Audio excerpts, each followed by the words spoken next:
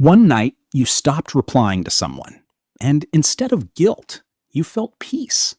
No dramatic exit, no final fight. You just went quiet. And here's the strange part. You weren't sad. You were relieved. Millions of people carry this exact secret. In 2019, psychologist Gilly Friedman studied ghosting. Around 1 in 4 adults admitted to cutting someone off completely. That's not a personality flaw. That's a pattern. And patterns have causes.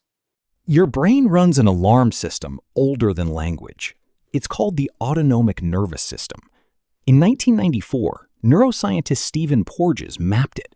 He called his framework Polyvagal Theory. It says your body has 3 settings: safe, fight or flight, and shutdown. Everyone knows the first 2. Almost nobody talks about the third. Porges found the vagus nerve controls this switch. It runs from your brainstem to your heart. Shutdown is what happens when fighting fails, when running fails, when talking fails. The body pulls the plug. Quietly, completely. So what does shutdown look like in modern life? It doesn't look like collapse. It looks like leaving someone on red. Because here's what nobody saw. The years before you went quiet. Every text you answered while exhausted. Every "I'm fine" that wasn't fine. Every time you managed someone else's mood instead of your own. In 1983, sociologist Arlie Hochschild named this work. She called it emotional labor, the invisible job of keeping everyone comfortable. And invisible jobs still send a bill. Neuroscientist Bruce McEwen called that bill allostatic load, stress that stacks, silently, for years. Your body keeps receipts, even when your mouth says it's okay, until one day the account is overdrawn, and the brain does the only thing left. It closes the account. There's a reason this is happening more now.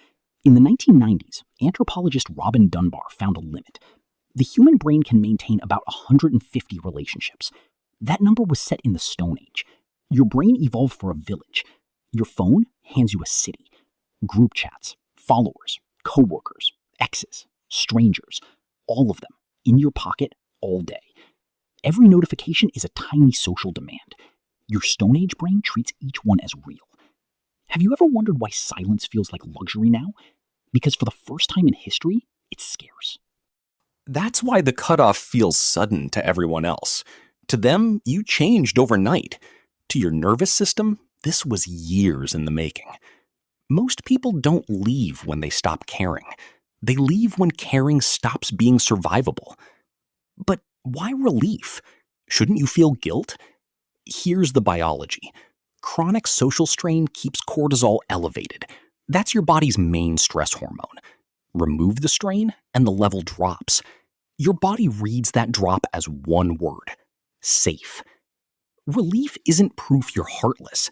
Relief is proof of how heavy it was. And there's a deeper layer: childhood.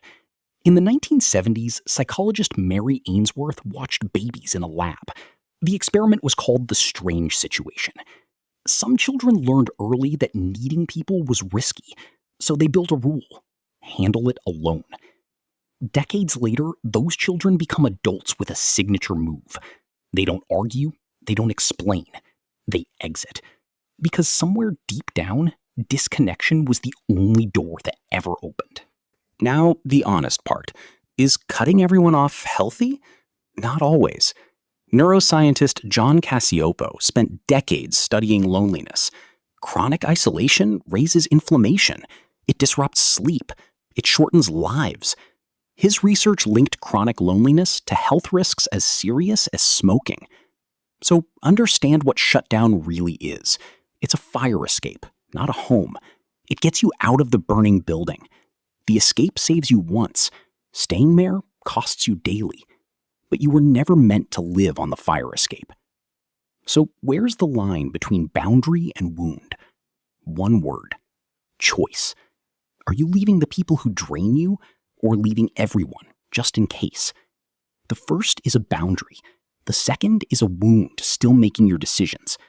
A healthy cutoff removes a person. An unhealthy one removes the species.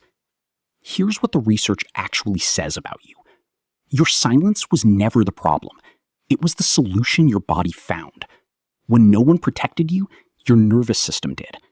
Clumsy, absolute, but loyal. It cut the line because you wouldn't put the phone down. So the next time someone calls you cold, remember this. Ice isn't the absence of warmth. It's what water does to survive the winter. You didn't stop feeling. You felt everything, for everyone, for so long that going quiet was the loudest thing you ever said.